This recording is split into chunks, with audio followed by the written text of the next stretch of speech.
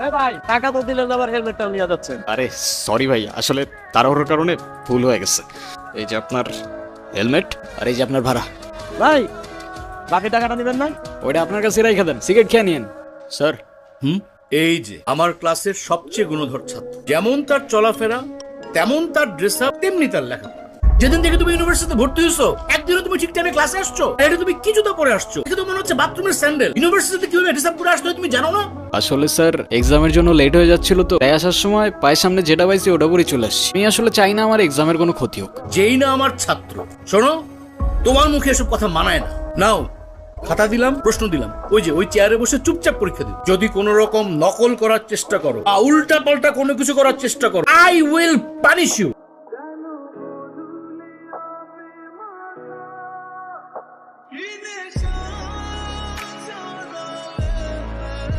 দেখান sir imo আমাকে অনেক ডিস্টার্ব করতেছে।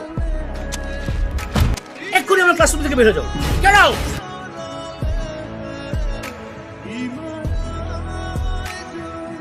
ওই শুভ্র দাঁড়া। কিরে সমস্যা কি? ডাকি শুনুস না ভাব বাড়ছে। আজকে এক্সামের মধ্যে দেখাইতে বললাম, কি করলি তুই? আমরা এক ক্লাসে পড়ি, ডাক দিছি একটু দেখাবি না? বললি উল্টা স্যারে বলে দিলি। ও তোমাকে কেন দেখাবে? তোমার নিজের কি ব্রেন নাই? তোমার কি জ্ঞান বুদ্ধি কিচ্ছু নাই? তুমি বাসা থেকে পড়াশোনা করে আসতে পারো না? তুমি চুপ থাকো, আমি তোমার সাথে কথা বলতেছি। তুই বাসার থেকে লেখাপড়া করে আসতে পারস না? তুই কিন্তু মুখে মুখে কথা বলতেছিস। হ্যাঁ করতেছি তো, কি হয়েছে? কি করবি তুই?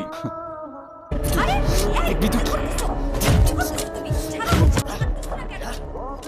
রাস্তাঘাটে গুন্ডামি শুরু করছো? অস্থির ছেলে কোথাকার। ইরা, কি ব্যাপার রকি, কিছু বলবা? তুমি জানো না কি বলবো?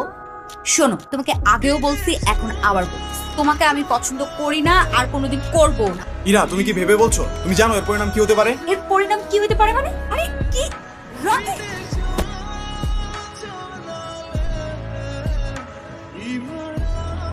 আমি নিজে যতই খারাপ হই না কেন, আমার তো মা নাই, তোর তো আছে। একটা মেয়ের সম্মান কই থাকে তুই জানোস না?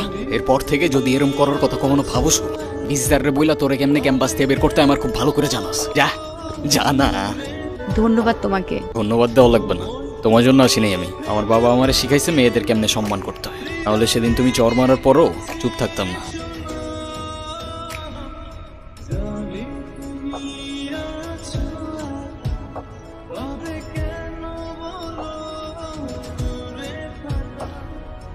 এই হিমু শোনো না। কি হয়েছে? তুমি আমার রাস্তা আটকাচ্ছ কেন? তোমার সাথে আমার কোনো কথা নাই। আচ্ছা তুমি এরকম রেগে যাচ্ছ কেন? সেদিনের ব্যবহারের জন্য আমি এক্সট্রিমলি সরি। সরো তো, তোমার সাথে কোনো কথা বলার ইচ্ছা নাই আমার। প্লিজ আমাকে এবারের মতো ক্ষমা করে দাও। সরি বললাম তো, সরি। আচ্ছা ঠিক আছে, মাফ করলাম। তাহলে আমরা এখন ফ্রেন্ডস। আচ্ছা ফ্রেন্ডস। তুমি আজকে আমাকে সারাদিন দিয়ে ঘুরবে, ঠিক আছে? তোমায় নিয়ে ঘুরতে আমার কোনো প্রবলেম নাই, কিন্তু আমার একটা শর্ত আছে। আমরা ঘুরবো ঠিক আছে, কিন্তু সেটা পায়ে হেঁটে, কারণ পায়ে হেঁটে ঘোরার মতো মজা আর অন্য কিছুতে নেই। আচ্ছা আচ্ছা ঠিক আছে, তাই হবে। তুমি যে আমার রহস্য জানো, তোমার শর্তগুলো কেমন জানি প্যাঁচানো। চলো।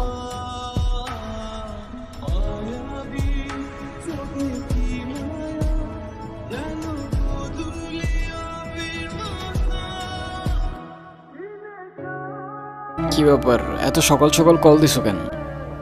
কি এটা এত সকাল? সকালে কোনোদিন ঘুম থেকে উঠেছেন আপনি? উঠলে বুঝতেন এটা এত সকাল না, সকাল 9টা বাজে। 10টার দিকে আমাদের ক্লাস শুরু হয়ে যায়। আরে আমি কখনো টাইম মতো ক্লাসে গেছি নাকি? সেটাই, সময় মতো ক্লাসে যাননি, কিন্তু এখন থেকে প্রত্যেকটা দিনই সময় মতো ক্লাসে যাবেন, আমি বলেছি তাই।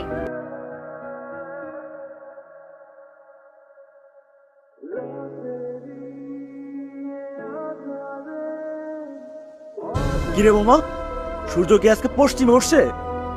আমি তো কিচ্ছু বুঝতেছি না। যে কিনা ঠিক মতো কখনো ক্যাম্পাসে আসে না, সে আজকে ক্লাস টাইমের আগে ক্যাম্পাসে এসে হাজির। তোর এই জাদুর রহস্যটা কি মামা, বলতো আমারে। আছে এক জাদুকর, যে তার রহস্যময় জাদু দিয়ে চেঞ্জ করে ফেলছে আমাকে। মানে সেই জাদুকরটা কে? আমাদেরকে বল, আমরাও একটু শুনি। আরে কিছু জিনিস থাক না গোপন। কিরে ইরা কইরে দেখছস তোরা? কই, আমরা তো এখানে অনেকক্ষণ যাবত বসে আড্ডা দিচ্ছি, এরাকে তো দেখিনি। আচ্ছা থাক, তোরা দেখে আসি আমি।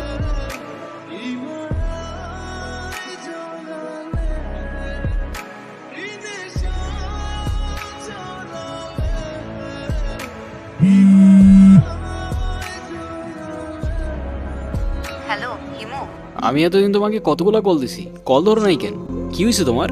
আরে তোমাকে আমি সব বলবো। তোমাকে একটা গুড নিউজ দেওয়ার আছে। আগামীকাল সন্ধ্যায় দেখা করতে পারবে? হ্যাঁ পারবো। আমারও তোমাকে অনেকগুলা কথা বলার আছে। তুমি না বললা কি একটা গুড নিউজ আছে, ওটা বলো। আছে একটা কারণ। শেষ কথাটা না হয় শেষেই বললাম। শেষের কথা মানে বুঝলাম না। তোমার বুঝতে হবে না, বলো তুমি যেটা বলতে চাইছিলে বলো। আমি তোমাকে ভালোবাসি ইরা। ভালোবাসি মানে? আমি তোমাকে আমার ফ্রেন্ড ছাড়া কখনোই কিছু ভাবিনি। আরে আমরা একসাথে ঘুরতাম, আমরা অনেক বেশি ফ্রি ছিলাম। দেখো এটা না যে আমি তোমাকে ভালোবাসতাম। তাছাড়া আমার বিয়ে ঠিক হয়ে গেছে, আর এই কথাটাই আমি তোমাকে বলতে এসেছি। আমাদের আর কোনোদিন দেখা হবে না, এটাই আমাদের শেষ দেখা। ভালো থেকো।